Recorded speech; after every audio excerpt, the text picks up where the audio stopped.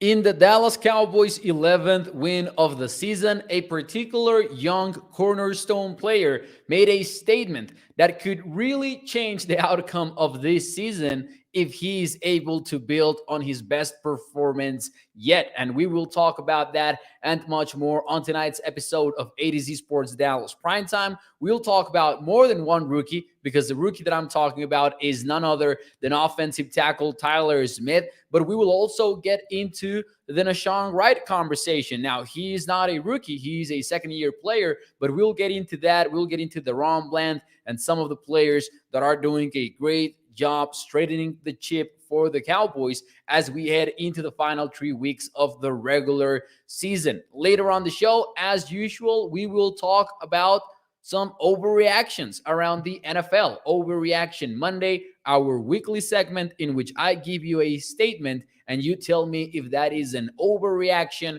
or is that a fair reaction. Welcome everybody into the show. Hope that you guys are having a fantastic Monday night. Welcome. Do me a favor and hit the like button. Share the stream. If you're watching on Facebook, YouTube, or Twitter, let your friends know about ADC Sports Dallas Primetime. And, that thumbs up puts this show in front of more Cowboys fans. So do me a favor and take 1 second to hit that like button. Let me shout out some people here in the YouTube chat and the Facebook chat. We've got Bruce. We've got Tommy. Shout out to Jameson as well, who's joining the show. Gregory's in the house. We've got Charlene Evans, 6 to midnight. Shout out to the Facebook audience as well. Toxic says, Mo is wearing a Charlie Sheen button down. You know what this is, Toxic?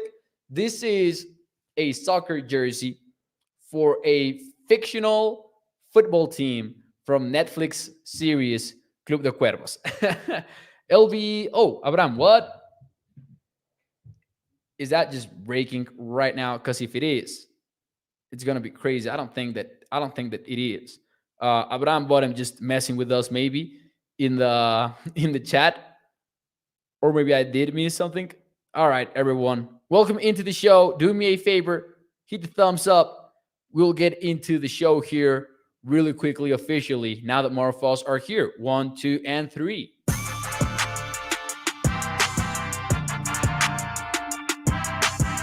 What is up, everybody, and welcome into ADZ Sports Dallas Primetime. I am your host, Mauricio Rodriguez, streaming with you live every Sunday through Thursday night at 8 p.m. Central here on Dallas On Demand Sports Talk Network.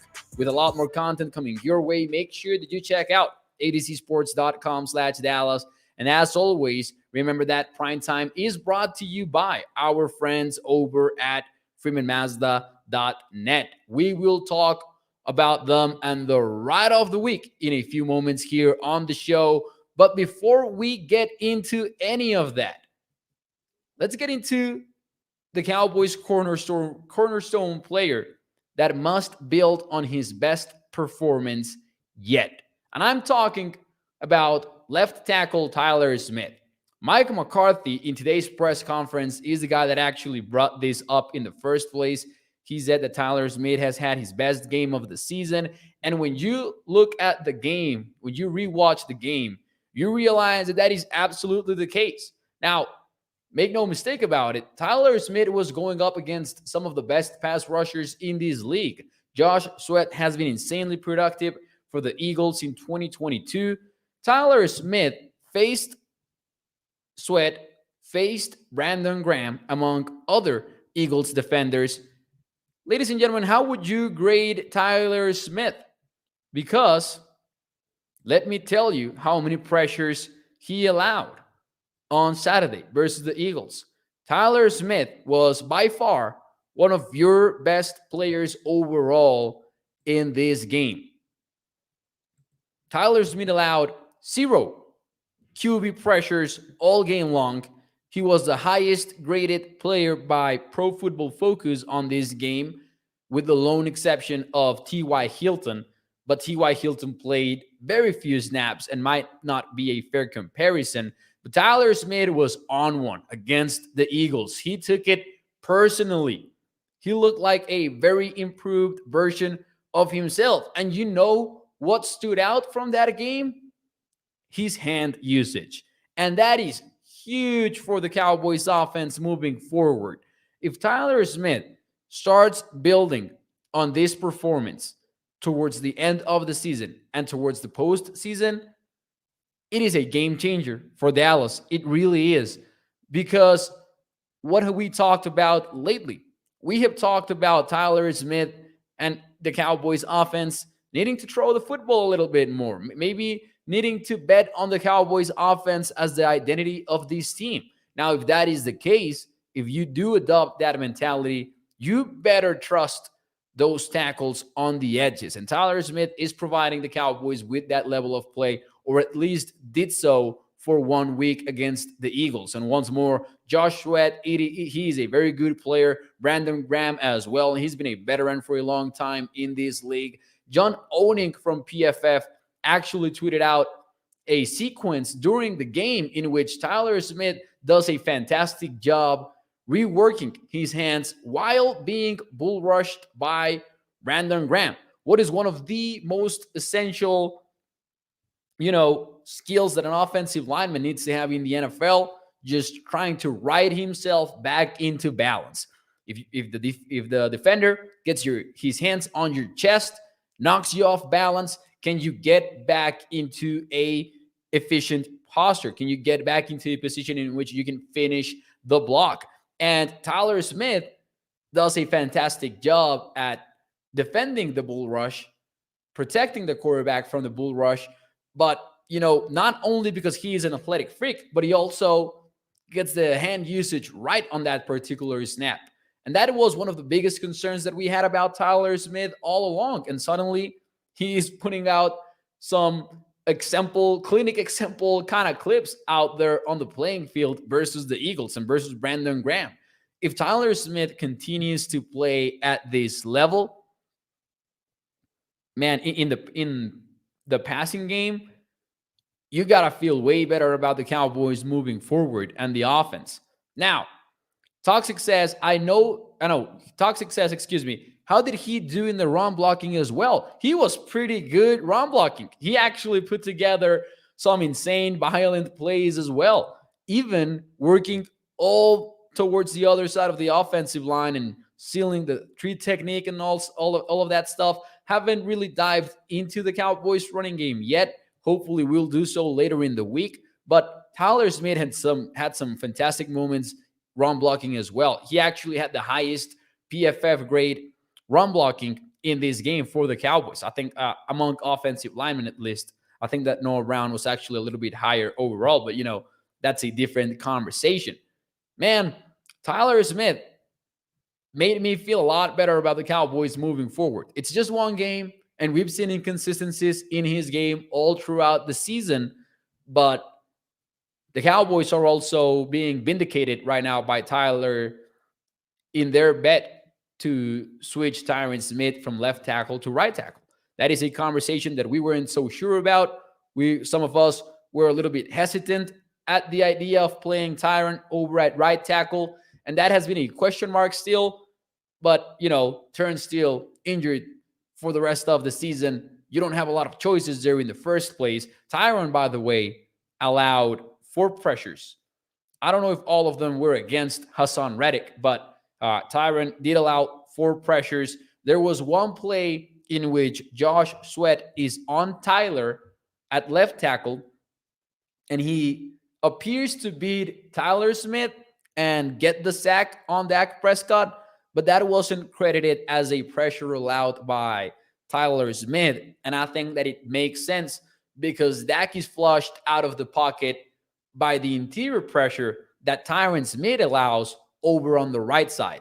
And Tyler is blocking 7 to 10 yards deep on the left side, and it looks like he gives up the sack, but it isn't credited to him because of that. And I think that makes sense when watching the game, when watching the replay. Tyler was pretty much perfect against the Eagles, and you got to respect that. You got to feel good about that.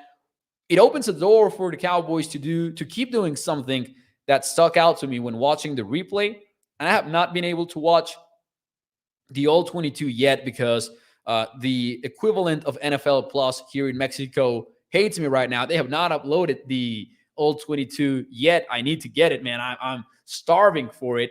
But rewatching the game, I was keeping track of how many times the Cowboys lined up in empty formations. Kind of lost count at about 10. The Cowboys had not run these many empty formations yet this season, and I thought that was pretty impressive. Now, I love it because I will geek out over empty formations any day of the week. The Cowboys used it as one of their weapons against zone coverage. The Cowboys were running a lot of empty formations. Probably they did so about 15 times maybe in this game. You cannot live in an empty formation world if you don't trust your offensive linemen, because you're forcing yourself into a lot of five-man protection schemes. You got to trust those guys up front to make the plays without help from the running back. You can get some help from tight ends, of course. If they're at the line of scrimmage, you can get them involved. But for the most part, if you're going to run empty formations, you're going to have to trust your offensive line.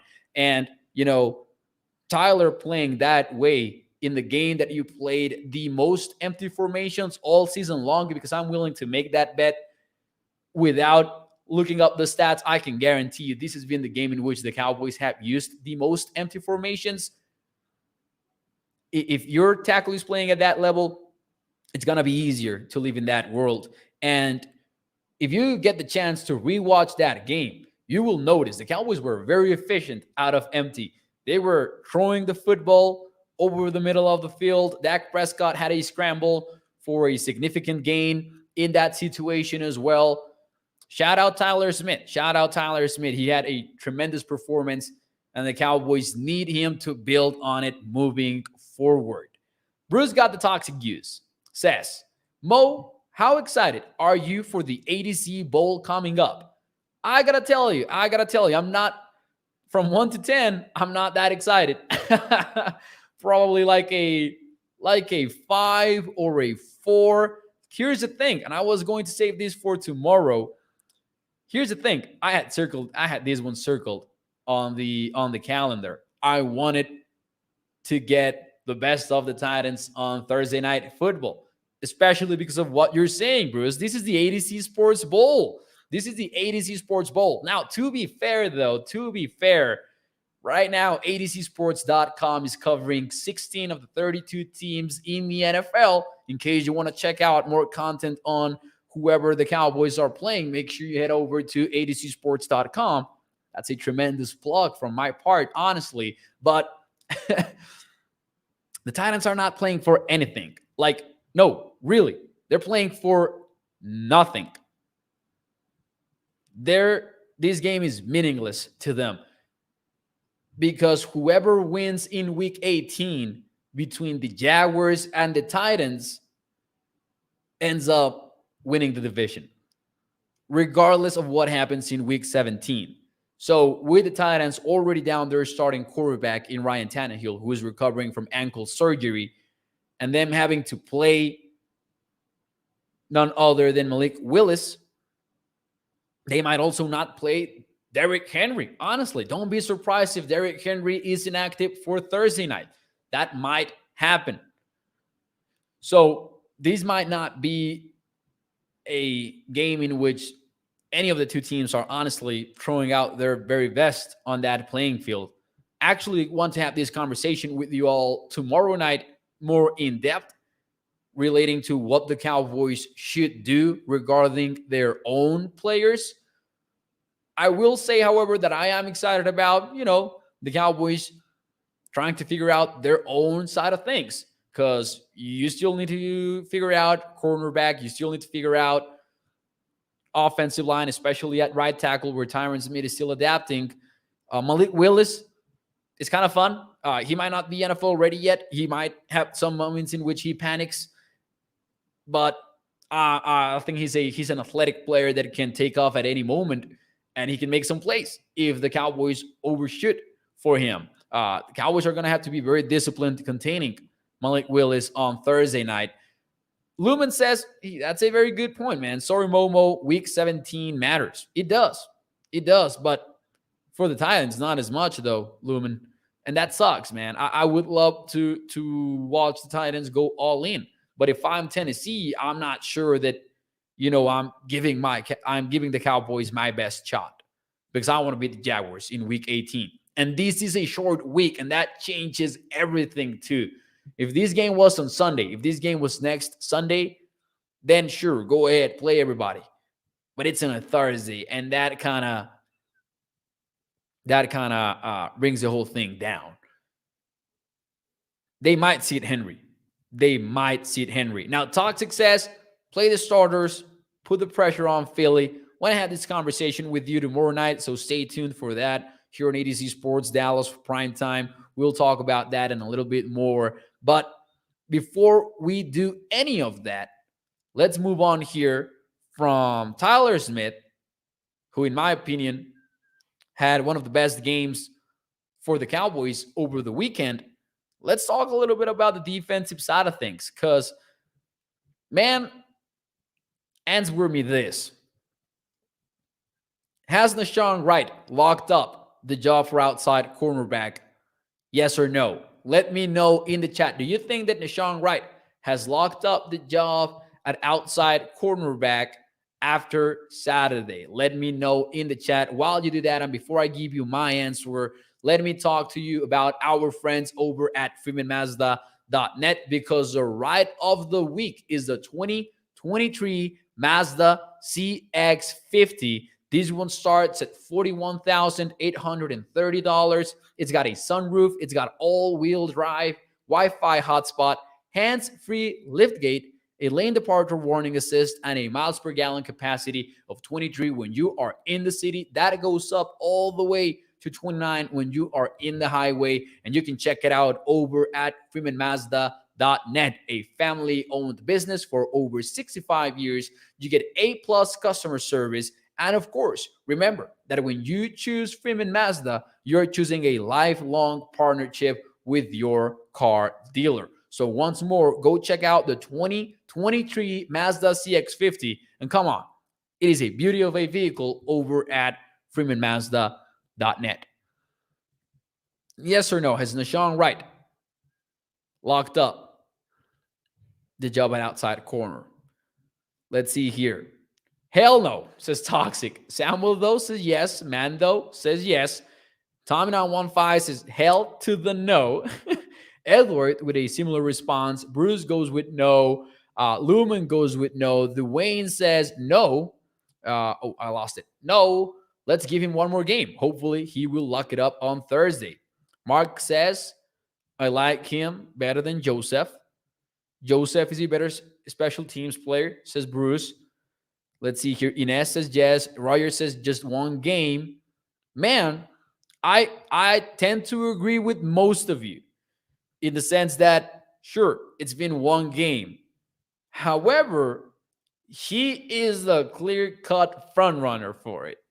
And it's not really even close, in my opinion, because he's been decent. And right now, decent is what you're shooting for if you are the Cowboys and if you are defensive coordinator Dan Quinn, especially because you want to figure this one out quickly.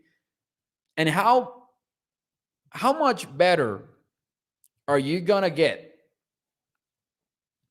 to test Nahshon Wright than you did last Saturday when Nahshon Wright had to square up against Devontae Smith, among other Eagles receivers? Most of the targets for Nahshon Wright came against Devontae Smith, and he actually allowed 2 first downs to Devontae Smith.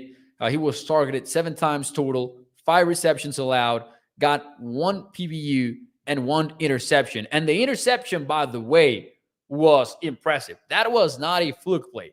That was Nahshon Wright turning his back to the quarterback because he's playing zone. And, he's on the sideline. The receiver releases outside. He turns his back to the quarterback, and ends up breaking on the ball, getting to the ball, and, making one of the most impressive plays on defense that we saw on Saturday. I'm not saying that, he's been great once more, but you're not aiming for great. You're aiming for decent. And when you look at the snap counts, it does look like the Cowboys are trusting Joseph quite a lot. He was the guy that got the most outside cornerback play between him and, for example, even Deron Bland, who played on the outside, saw most of his playing time on the inside. Mackenzie Alexander played very little on this game. Mackenzie Alexander was inside when Bland was outside. But I will tell you this. The sooner that you figure this out, the sooner that you can start disguising coverages, the sooner that you can start doing the things that was making the Cowboys a successful team in early in the season.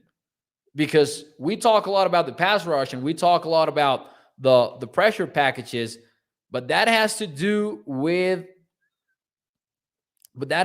lot with, how you're defending the back end and what you're doing to make the opposing quarterback hold on to the football a little bit longer. And Dan Quinn was very aggressive, rotating his coverages early in the season.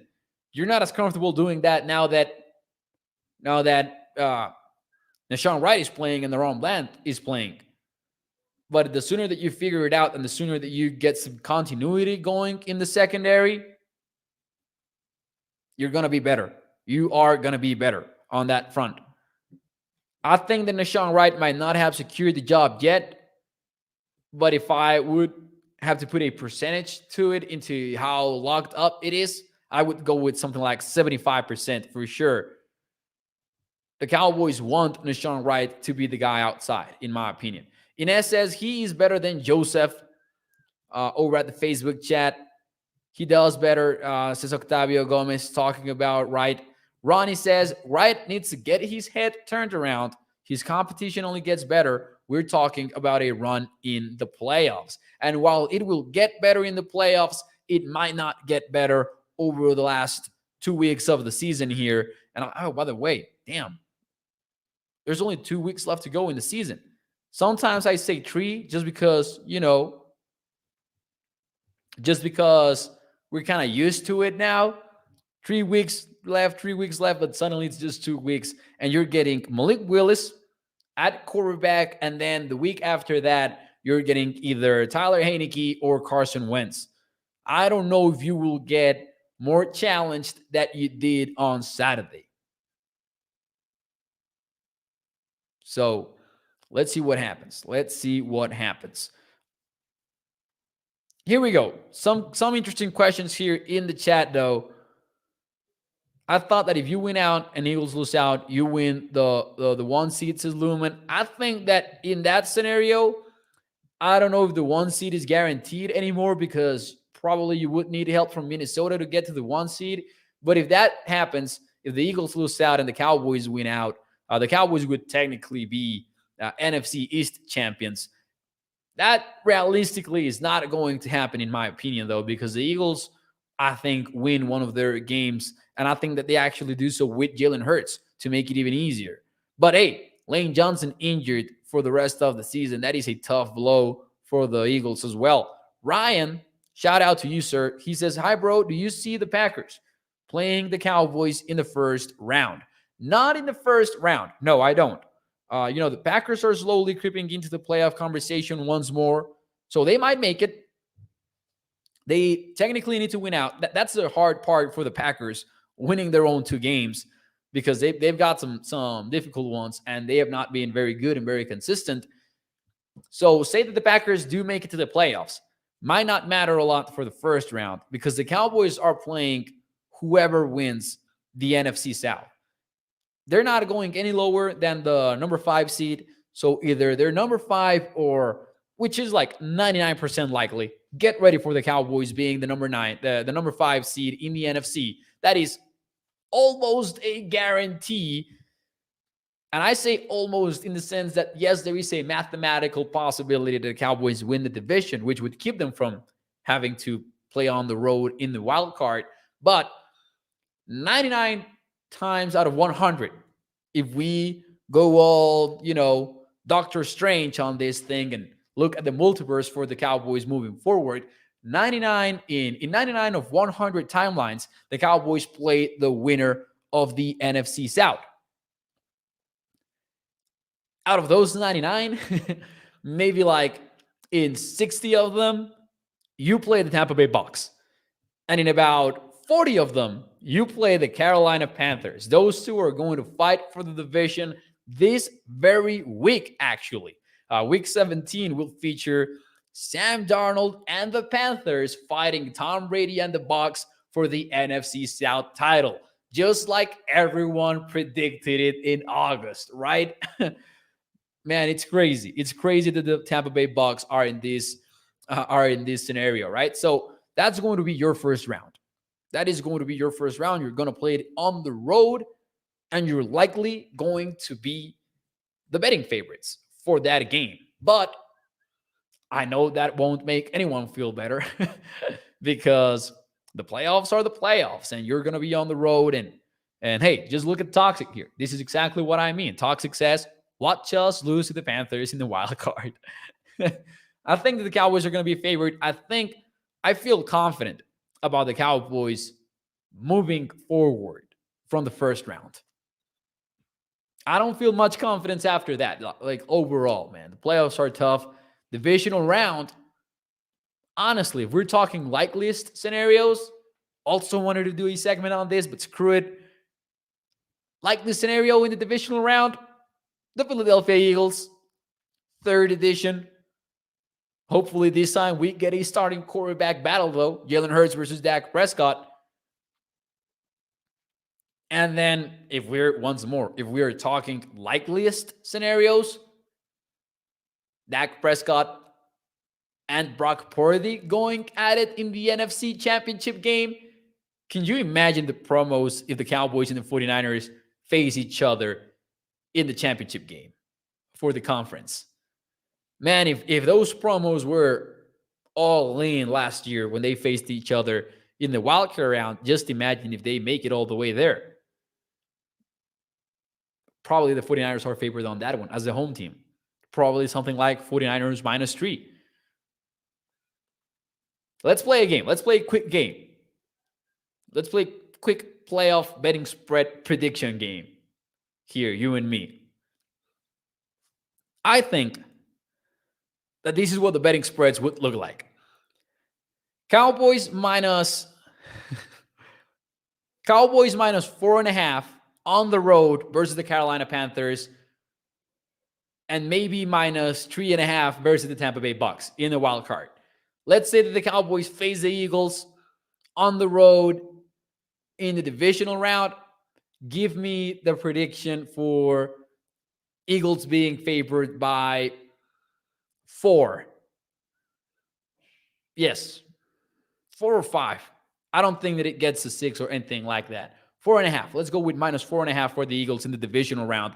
And then if you get the 49ers in the NFC Conference Championship game, give me the betting spread prediction of 49ers minus 3.5.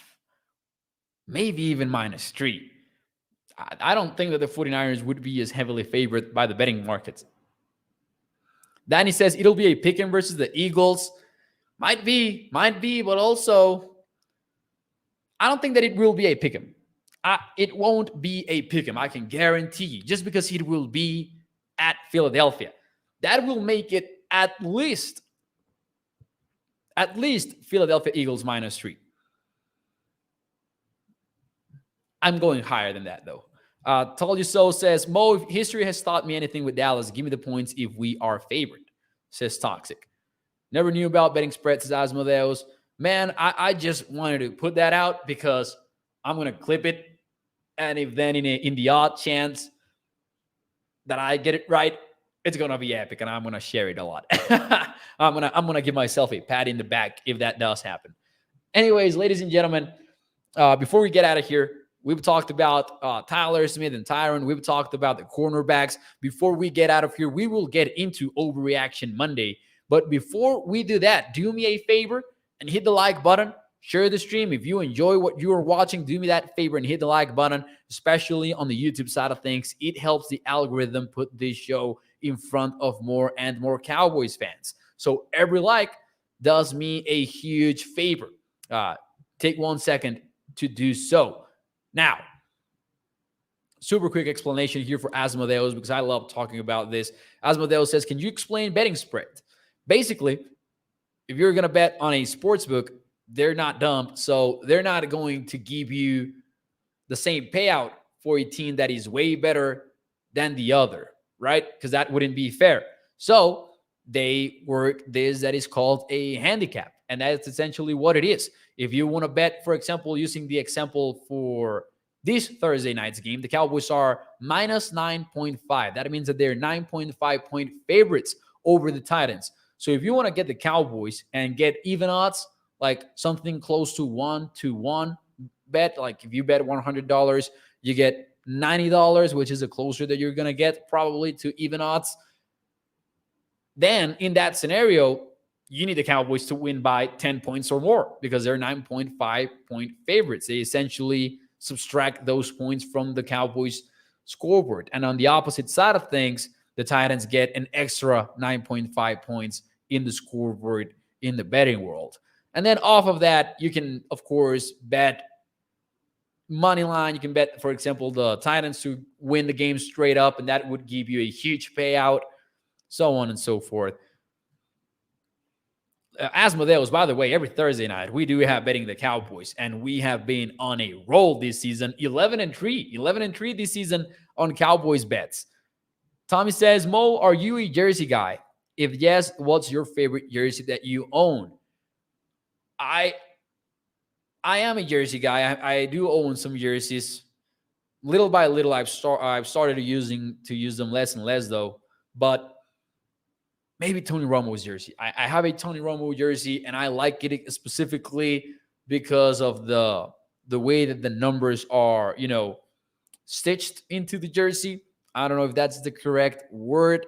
Sorry about that English second language moment that I just had in there. But yeah, Tony Romo's jersey might be my favorite one. Anyways, shout out to Toxic for adding some more context into the betting spread conversation. Before we get out of here, it is time for Overreaction Monday here on ADC Sports Dallas Primetime. As we do every Monday night.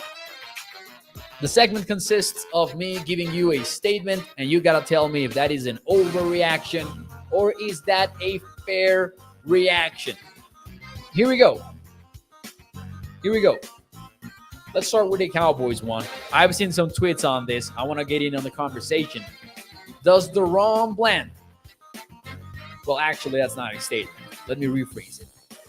The Ron Bland deserves to be in the Defensive Rookie of the Year conversation. Is that a fair reaction or is that an overreaction? The Cowboys rookie has 5 interceptions this season. Leads the team, by the way. 5 interceptions in 15 games played. Pretty impressive number. Is that an overreaction or is that a fair reaction? Let me know in the chat. Danny goes with fair reaction over at Facebook. Asmodeus goes with fair. Over for Lumen. Overreaction for Lumen. Fair for Brett. Fair for Gregory. Tommy says it's a factual statement. Fair for Inez. Donna for fair. Manda also goes with fair. Man, I'm going to want to hide after this one because I'm going to go. I don't know where I should hide. Maybe in my own jersey. I will go with overreaction, man. I'm sorry. Guys, let me tell you something. He can ball. He can ball. He's great. He's been amazing. He's the Cowboys defensive rookie of the year for sure. It might not be even close. But man, Sauce Gardner over with the New York Jets. He's killing it. He has some, the Darrelle Revis vibes to him right now. He's shutting down Jamar Chase. He's shutting down Justin Jefferson. He's shutting down Stephon Diggs. Sauce Gardner has been amazing for the Jets. I think that he's got that locked up. I'm sorry. I knew that I was going to get killed for that one. Come on, Mo, says Tommy. Why, says Asmodeus? Come on, man, says Danny. I'm sorry, man. Sauce Gardner is crazy. Sauce Gardner is playing at a elite level for the New York Jets.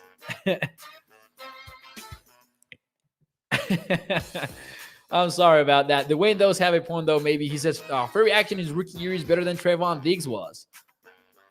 But hey, I'm talking about the entire NFL, just for context. Defensive Rookie of the Year. I think Gardner has it locked up. If we're listing like top 3 candidates, top 5 candidates, sure, give me the wrong blend. But I think Sauce Gardner. I think the award is already at Sauce Gardner's house. Honestly. Okay, let's move on to the next one. The Cowboys. I don't remember if we've gotten this question in already, though. I'm going to throw it out there even still. The Cowboys will be facing the Carolina Panthers on week 1 of the playoffs. Overreaction or fair reaction? The Cowboys are essentially getting either the Tampa Bay Bucks or the Carolina Panthers, barring any NFC East surprise in which the Cowboys win the division. Chances are it will be down to those two. Overreaction or fair reaction? The Cowboys will face the Carolina Panthers in the wildcard weekend. Ricky Dominic says no. Asmodeus goes with overreaction. Gregory goes with overreaction as well. Danny Villanueva goes with overreaction. Over for Toxic. Fair for Brett over at Facebook. Roger goes with fair. The same for Ines. No, excuse me. Roger went with over. Sorry. Over for Octavio. Anthony says the Saints ain't dead, especially after that win in the cold versus the Cleveland Browns. I'm going to go with, it's a tough one. I'm going to go with overreaction just because I am picking the Tampa Bay Bucks this weekend, likely to win that game. It's a very close one. Give me Tampa Bay on that one. But it is a very, very real possibility. It is a very real possibility. Now, here goes another one on a similar note. The Cowboys will face, at some point, the Green Bay Packers in the playoffs. I know they're not very good right now, but I can guarantee you that 10 fans out of 10 from Cowboys Nation do not want to see the Packers in the playoffs. So the Cowboys will see the Packers in the playoffs. Is that an overreaction or is that a fair reaction? Let me know in the chat what you guys have to say, and then we'll get out of here. Manda goes with over. Danny goes with over as well over at Facebook. Over for Gregory. Lumen goes with over. Everyone will go with over apparently on this one. Toxic though says they will go one and done. The Cowboys special.